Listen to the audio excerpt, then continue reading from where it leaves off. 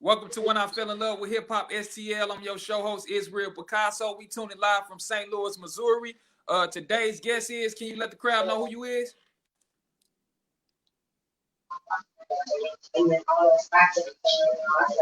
You there? Can you hear me, OG? Can you hear me?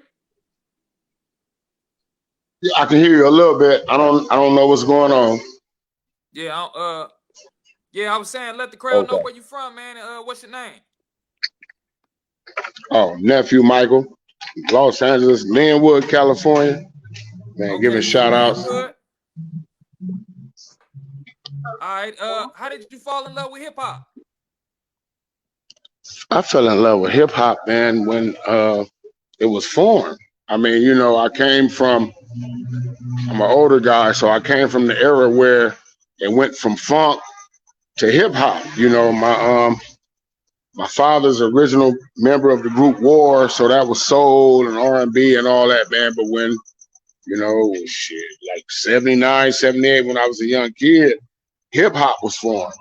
And we was able to express ourselves and just really give a story about where we was coming from, man. And that's why I fell in love with hip hop in like 1978, 1979. Okay. What kind of things did you experience growing up as a child in Linwood, California, man? Man, it was gang banging. There was a lot of gang banging going on, man. I fed into that, and you know, I spent a lot of time. I went to the federal penitentiary with 45 years when I was 19 years old. Went to the feds and stuff like that, man. You know, and this was before Boys in the Hood and all that was coming out. So you know, it was really a lifestyle. Once Boys in the Hood and all that came out, it became a fad and things that people want to do. But it was really our lifestyle. So you know, I went through all that type of stuff, man, in the early 80s. But hip hop kind of like told the story. You know what I mean? And brought me through it, man. Okay, so there was how did you like actually get involved with it though? Like what you had to get jumped in, or like how was it like back then? Because I know nowadays everybody want to be a Crip, you know, and there's rules and regulations, you know, to the the ethics to the streets, you know. Yeah. Well, back then, man, it wasn't about just going to join something. You know, it wasn't about just going to join something. It was like a part of life. I mean, if people, you know, the story of Huckleberry Finn and Tom Sawyer, if you really look at that story, it was like a good kid, became best friends with somebody that didn't have nowhere to go. And he left the good life to go live the life with his friend, man. And it was like, I had a choice. You know, we was born in this. We was raised in this. It wasn't nothing we can just go join. So it was like, man, a lot of things is going on in the household. It's like, well, like, look, like, you know, is it safer for me to be in a house and keep being molested by a family member, or do I have to go take my chances in the street? And I went and took my chances in the street. That's what it was. That's real. So, what age did you start writing music? And do you remember the first record you recorded? Yeah, man, I never really was into writing music, but like in the early 90s, I ended up hooking up with this dude named BJ, and we had Mossberg, rest in peace, that ended up being with DJ Quick and all of us. We had a little crew, man, and Boss Hog, rest in peace, and his little brother, Boki Loke. You know, we had a little crew, man, in the projects and Watts. And they was rapping. I wasn't really into it. And I ended up, you know, I'm a drummer by trade since I was in the 3rd grade. I play drums and I read drum music, man. And it was just like they was rapping. So I just started learning how to put rhymes and putting words in replacement of the drum beat. And I started doing it, man. And it was like, I really wasn't into it. And everybody was like, man, come on, man. You can do it. Man, come on. Put a verse on this. And that's how it happened. I really wasn't into it. I'm a musician. So rap wasn't really my thing. It was playing music, playing jazz, playing rock and roll. I'm a drummer. So that's where it came from. Okay. What made you leave the street life behind and pick up the mic to be a pastor? Well, man, you know, about 5-6 years ago, one of my family members passed away, and my grandfather he was the first black pastor in the city of Compton, and that's where I was raised at. And I walked away from that, man, and it was just like at my family member funeral, I start thinking about when grandmama and them said I had a calling on my life, this and that. And I'm like, well, man, I done walked up out of 45-year federal prison sentence. I done came up out of 2 attempted murders, 3 armed robberies. So maybe what my grandmama and them was saying when they said that I was called to, you know, to be a soldier for God, man, I was like, well, maybe if they right, then I'm gonna make it. And so I Yeah. just like I made that step, dog, and everything. It ain't been all gravy, but I understand now with grandmama and them pray. A lot of us are living right now because grandmama and them prayed for us. I don't care what you think about religion or nothing. Grandmama and them prayed for you, and that's why you still here. That's real. That's real. How does your congregation embrace you knowing you came from the streets? Church folks, honestly, man, church folks will run you away from it. Church folks will run you low because they was born and raised in the church, and they act like Sadducees and Pharisees, which if you really read the Bible, see, the church folks sent me to college.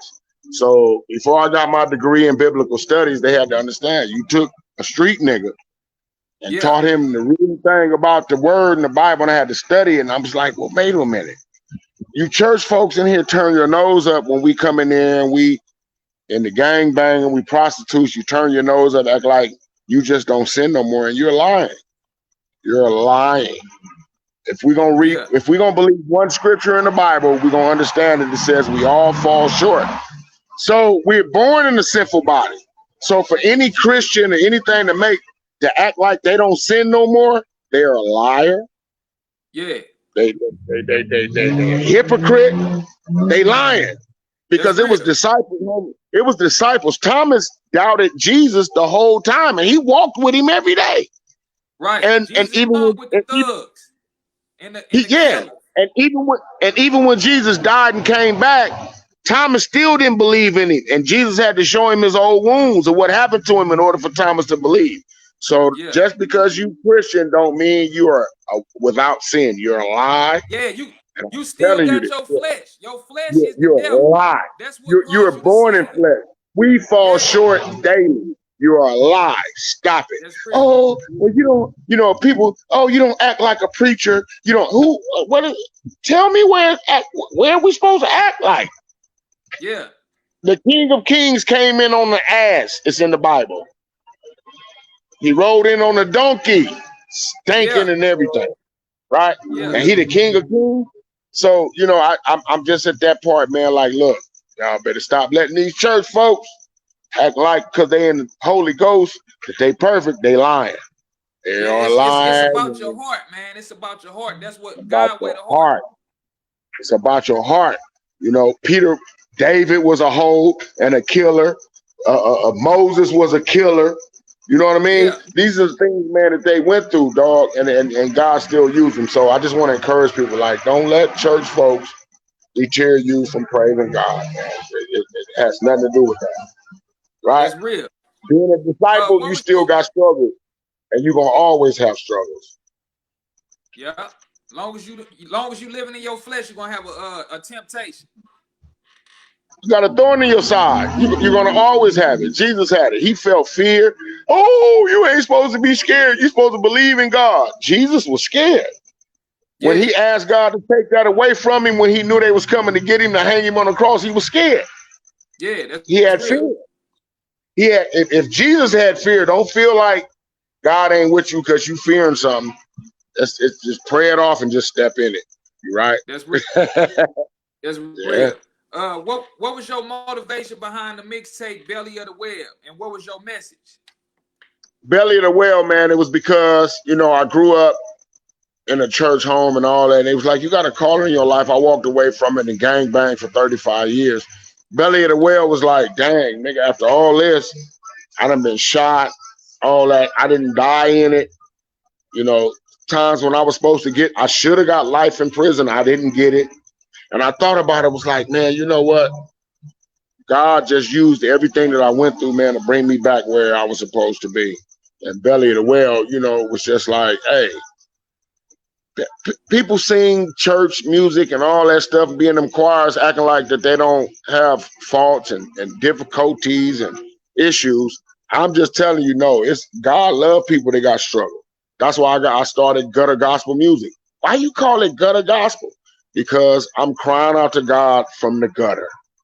I'm crying out to That's real. God from a point where I'm addicted to drugs, Yeah, where I'm addicted to things. I'm out here homeless. I want to commit. I'm fighting suicide. I'm fighting. No, it's gospel from the gutter because the most times that I caught prayers, man, was from people that was smoking dope.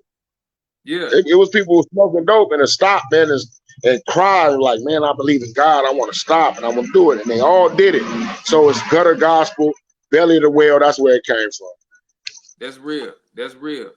Now I want to ask you, what words can you get to the audience and the youth about the chaos and corruption going on at the earth on the earth this time? Like for Man, us, my like thing is everything that's that going on right now. Because it's a lot of we're chaos in going the, on right now, man. we in the end times. Understand this. Everybody is like thinking life's supposed to be fun, and it's not. Oh, the devil busy. He's supposed to be busy, and he's busy with most of y'all that got a calling. They're supposed to do something. Take your pain that you went through growing up, man, to help somebody else. Keep living. Life is short. I never understood that when my grandparents told me that, but I understand it now because they gone now. And I'm like, well, man, I'm a grandparent now, so I'm the next generation to leave here. Don't let what happened to you, don't let your pain keep you from living. Use it to your abilities and move forward and live because it's people coming after you. You can't stop having Thanksgiving. You can't stop having Christmas because grandmama and mama and them gone. You got kids and grandkids coming and grandkids that's here that need to understand to see what you went through. So keep it going. It was a mantle pass. You know what I mean? Keep going, man. No matter what. That's real. Now, what new projects are you working on, and when can we expect some new music from you? I'm I have an album, a gospel album that I'm coming out with, man. It's called It's My Turn. I'm working on it, but then I'm doing some things with some friends of mine, DMF. DMF means that's my family. A lot of us didn't have that family love in the household. I found my family and my mamas, and my mother was a celebrity. She was married to a celebrity. So she didn't really have time to be a mother. So I found mamas in the street. So DMF, that's my family. It's like, man, this is my family. No matter what they do, just because we Christian, we believe in God, don't mean that we don't go to the family reunion. And because our cousins still drink, we don't deal with them. No, that's family. We dealing with it. So that's my family. I got some projects coming out with them and finishing up this album. And just, the gospel circuit, the church, they didn't embrace Belly of the Whale. It was the streets that did. So it's like if it's meant for me to deliver a message to help somebody in the streets to keep living, then that's what I'm gonna do. So be prepared. It's my turn coming, the gospel album, and then I'm working with DMS, the mixtape finna come out. It's West Coast though. Don't get it twisted. Yeah, yeah, that's real. I was gonna ask you, man, what's your top five artists dead or alive? Artists, Yeah. my favorite artist is Dub C. My favorite artist is Dub C. Tupac, he gone. I was a Biggie fan. I didn't really Okay. dwell into the East Coast, West Coast thing, but as far as his talent, him, the Dog Pound was my favorite group, and Second to None was my favorite group. So I stick with them right there. Second to None, Dog Pound, Tupac, and Dub C. That's my thing right there. Okay. Okay. What producers are you working with, man? And how much for prices and bookings? Right now, I'm working with D. Causey, a dude named Derek Causey, and he's so much of a blessing. I'm like, man, he don't even charge me. My cousin Damian Morgan, got heat. Got heat. Shoot him about $300-400. You got some heat. I deal with him, and I deal with my own personal little because everybody, some people just outrageous with the price or whatever, and a lot of times you'll spend 500-600 to 1,000 for a beat and don't do nothing with it, so it's a waste of money. So it's just like, man, I they send me tracks if I feel it. and I can get to it, then I'm gonna deal with it. So Damian Morgan, Damo, and Derek Causey, that's my producers right now. Okay. What? Speaking of celebrities, what celebrities have you ran across being like from California and all of that? You said what now? I said being from California. What celebrities have you ran across? Oh man, well, you know, my pops is the original member from the group War. So I grew up in that era. Just shoot, all of them. It's normal. It's normal down here. You run into Yeah, everybody, you know. It's normal. Dub C, DJ Quick, Too Short. You know, it's normal. So you know, yeah, it's a normal thing around here. what about you ran into Snoop, man? Huh? What you feel about Snoop, man? About him attaining Death Row Records? Handle his business. Yeah, He deserves it. He yeah, deserves it.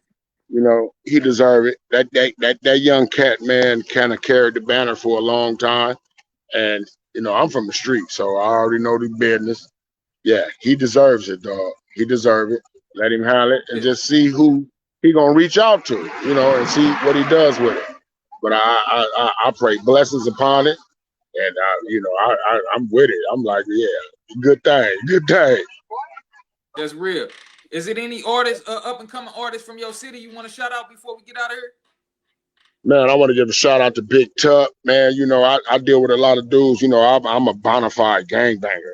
You know, I'm a crip, man. I'm really in the, but I'm at the point now, man, where I'm giving shout outs to like my dude Big Tuck from Linwood, man, Honcho, DMF, Marvin, Criven, Big Marv Dog, Rock Box.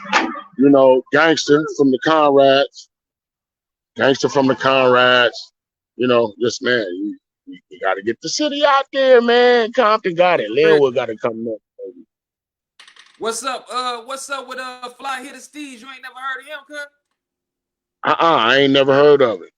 Yeah, he from Linwood. Fly Hitter. Oh, I did. I ain't checked him out, but shout out to him, man. I'm praying he come through. I'm gonna go. Matter of fact, tonight I'm gonna go look at his stuff. I heard about him. Yeah, Fly Hitter yeah. hard. Yeah, For sure, for yeah. sure. You know, Hey, before we leave, before we get out of here, man, just repeat when I fell in love with hip hop STL one time for the audience, man. hip hop, man, we got to keep that in it. I got to remember now, hip hop was an expression about what we was going through in the ghetto.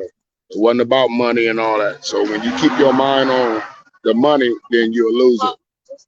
It's the love of it, and hip hop is a culture. So it's not about the money all the time, dog. It's the culture, and stick to 100. it, and you're gonna be up on it. You're gonna be good. All right, for sure. I appreciate you coming on the platform, big dog. Got you, man. I love you, man. Take it All right, easy. for sure. West Side. Yep, All yep. right, we in it for sure.